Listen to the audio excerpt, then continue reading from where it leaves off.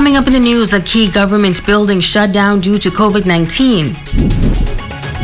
Port officials say a plan is in place to deal with dilapidated buildings in the city. And residents of 8 Mile Rock lifting prayers for the country over the Independence holiday weekend. The Bahamas Tonight, the Northern Edition, starts now. This is the Bahamas Tonight, Northern Edition.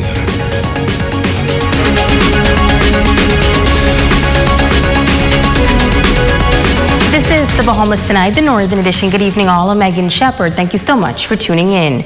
Topping the news, the C.A. Smith building that houses many key government agencies, including immigration, customs, the passport office, and education, has been shut down after an illegal migrant being held in custody tested positive for COVID-19. The migrant was one of 21 brought to Grand Bahama by the U.S. Coast Guard last week.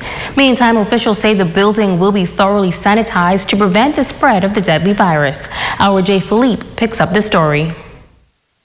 The Department of Immigration transferring 17 immigrants from the C.A. Smith building to the Grand Bahama International Airport to be repatriated to Haiti on the national flag carrier Bahamas Air. Assistant Director of Immigration Hubert Ferguson confirming that the flight left around 9 a.m. These are persons who were apprehended by the Coast Guard, U.S. Coast Guard, just off the coast of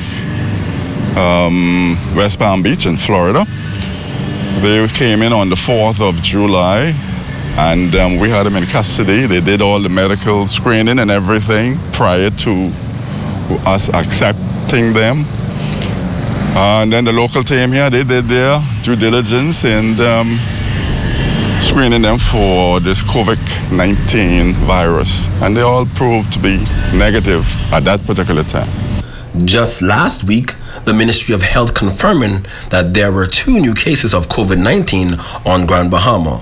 One of the cases was case 106, a 20-year-old male undocumented migrant in Grand Bahama who was in isolation at the time. When asked about that person, that person is still here.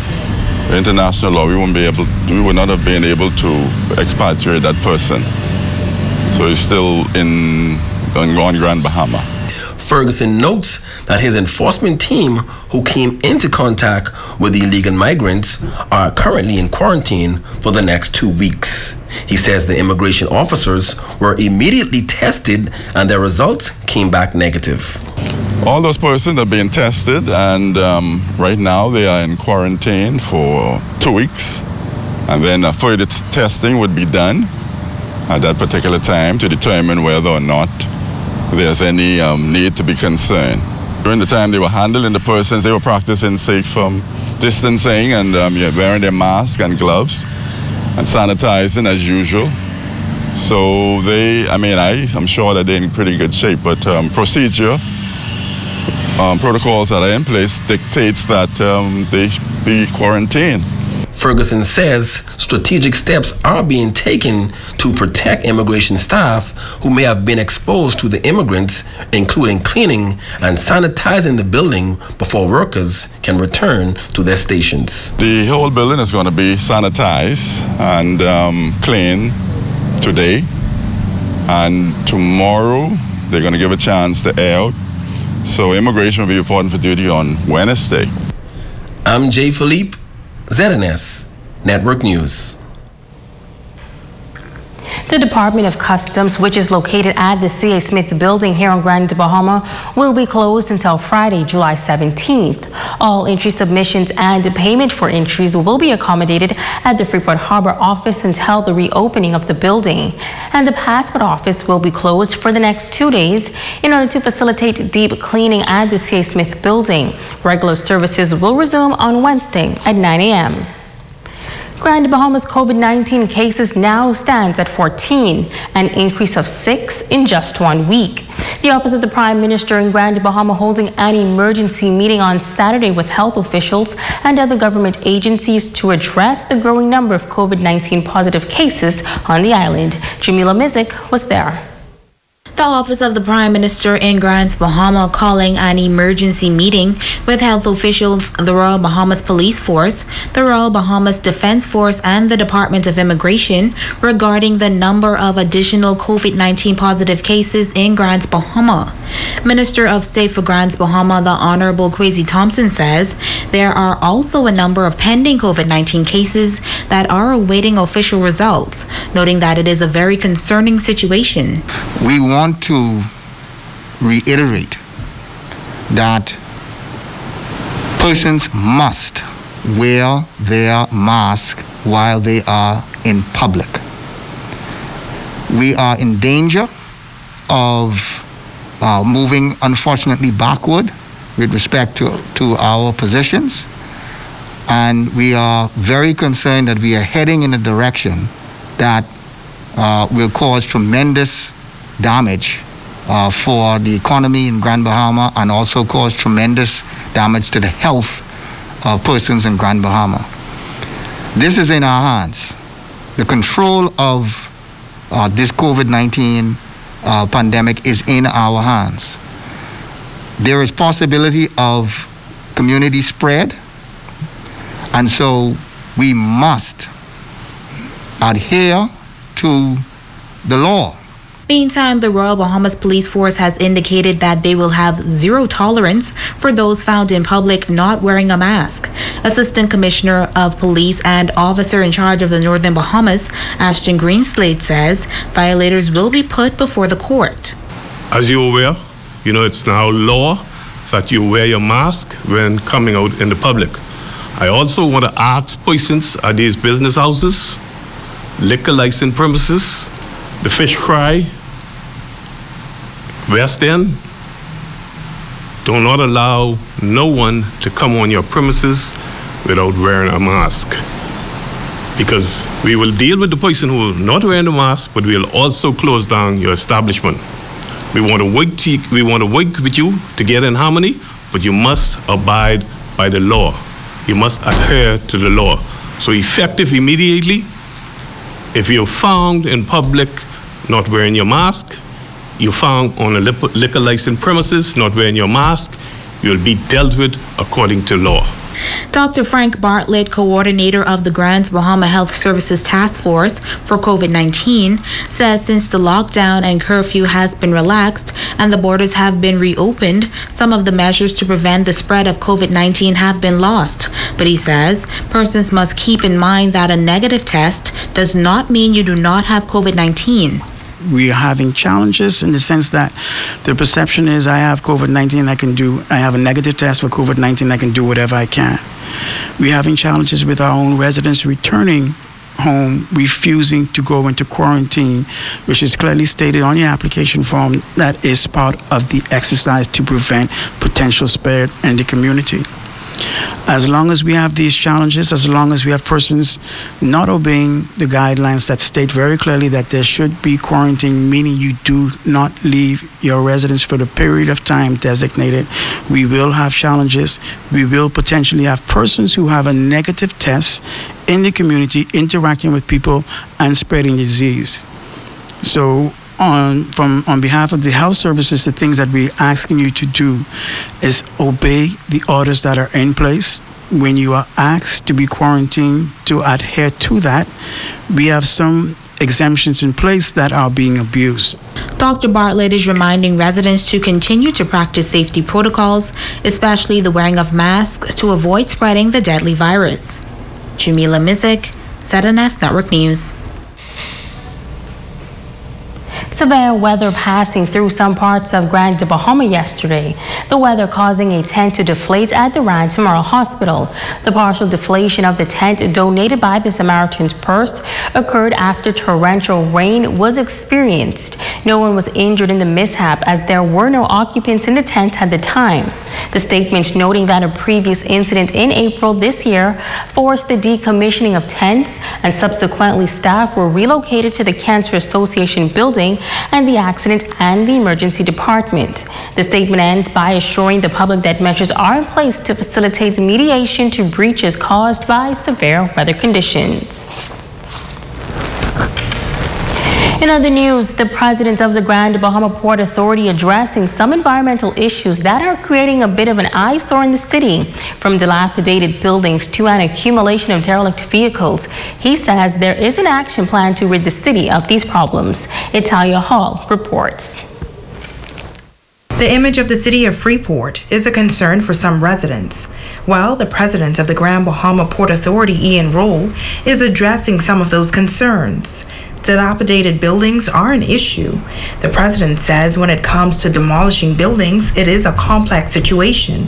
You cannot simply walk in and demolish the building if it's structurally sound. And the laws, the bylaws dictate that you only could go in and cause a demolition to happen if the building is unsafe and is not sound. So even though a building may not have windows or doors, or you might even see issues with a roof, but it could be fixed. So a structural engineer, a third-party structural engineer would go in and review and analyze the situation and then come up with a report. And if that engineer, third-party engineer says this building still has some soundness to it and could be fixed, you can't demolish it. But the good news is the GBPA is working with the government to rectify the issue. To use a different arm, the environmental court, to cause some of these environmental issues to be dealt with in the city.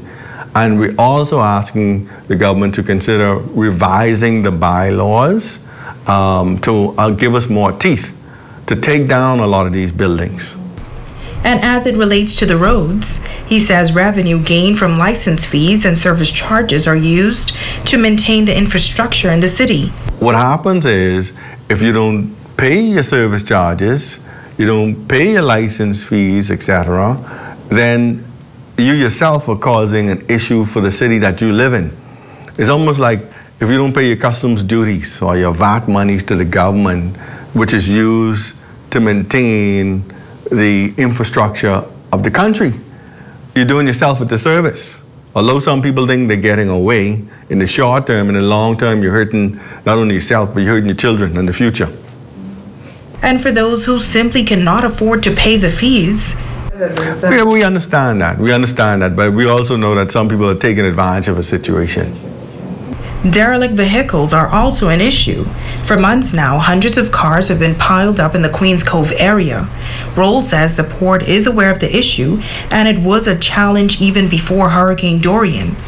So now you have hundreds of vehicles out there, and persons just dumping them along the road, going to Queens Cove area. So just recently, we engaged the services of 2 or 3 licensees to start moving some of these vehicles on plots of land that we control. And so you would, if you look along the Queens Cove Road right now, you'll see some of these cars have been moved, and we're going to continue to move a lot of these vehicles and put them on plots. There are 2 licensees that we also granted a license to recently to crush these vehicles. In the meantime, the vehicles will be moved to a location that is secured and not as visible to the public.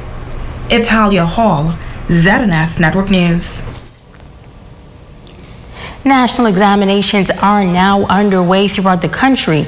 Here in Grand Bahama, students sitting the exams rely on the busing system to get them to and from exam centers. District Superintendent for Education Yvonne Ward says proper procedures are in place for students using public bus transportation. We are using the normal bus stop that they would use during the school year. The bus is available for those students who normally drive transported to school by the bus drivers. So this would be those government school students who normally ride the bus. However, if space is available, of course, if students are there, we will pick them up. Ward assures that safety measures will be enforced to protect students from the coronavirus. I just want to remind the parents so that they can be at ease that all proper hygienic protocols will be enforced on the bus. The bus drivers will have the sanitizer for them to use before they enter. They have to wear their mask. You cannot get on the bus if you do not have on a mask. okay? And the social distancing, of course, will take place in the bus. They will, have them. They've already marked that out so the kids will know where to sit when they go into the bus. A group of prayer warriors lifting prayers for the nation this past weekend in honor of the 47th year of independence. Scores assembling for the prayer walk taking place at the Harbor West Shopping Center this past Saturday while observing the necessary safety protocols. Event organizer Apostle Rita Stewart says these are unprecedented times and prayer is needed now more than ever.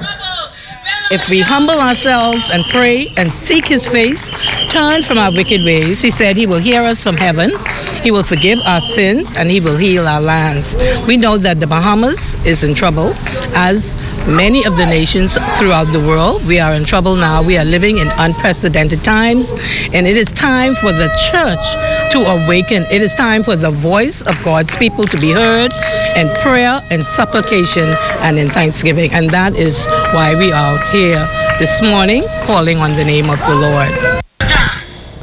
Leader of Travailers Giving Birth in the Supernatural, Kitora Carey, says the prayer walk is a spin-off from the prayer group which started over 10 years ago. Normally we walk the streets of 8 Mile Rock, from the entrance of 8 Mile Rock to the very end of 8 Mile Rock once a month. Just 5 a.m. in the morning, just travailing and praying over our community. We got mad with the enemy to know that we are not able to come out. And so this opportunity we are using to pray and cover our government, cover our leaders, our spiritual leaders, our political leaders, our churches, our home, our children. So here it is, we are here actually praying and travailing and pulling down the strongholds in our community.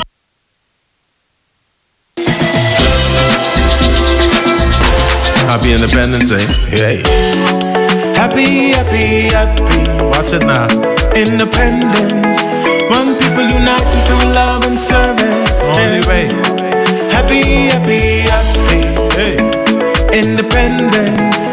One people united through love and service. What we've been through all the hurricanes, we made it. The storm and the rain, we made it. COVID-19, we made it. Alright. Strong like the link on the chain. Yes, through all the hurricanes, we made it. Storm and the rain, we made it. COVID-19, we made it.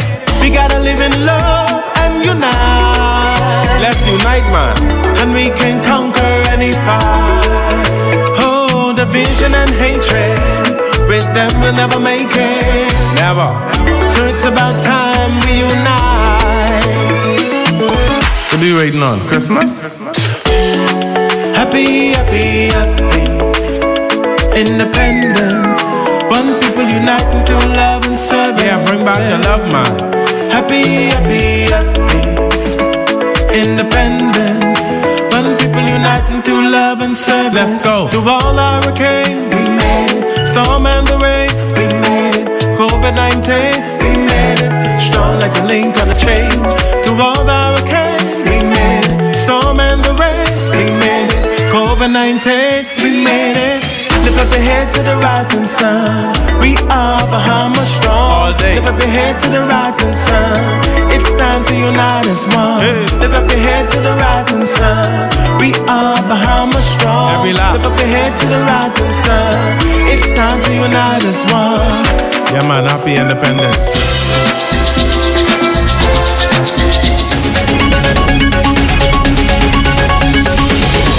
Coming up, find out how you can get involved in the 2020 Summer Dreams campaign.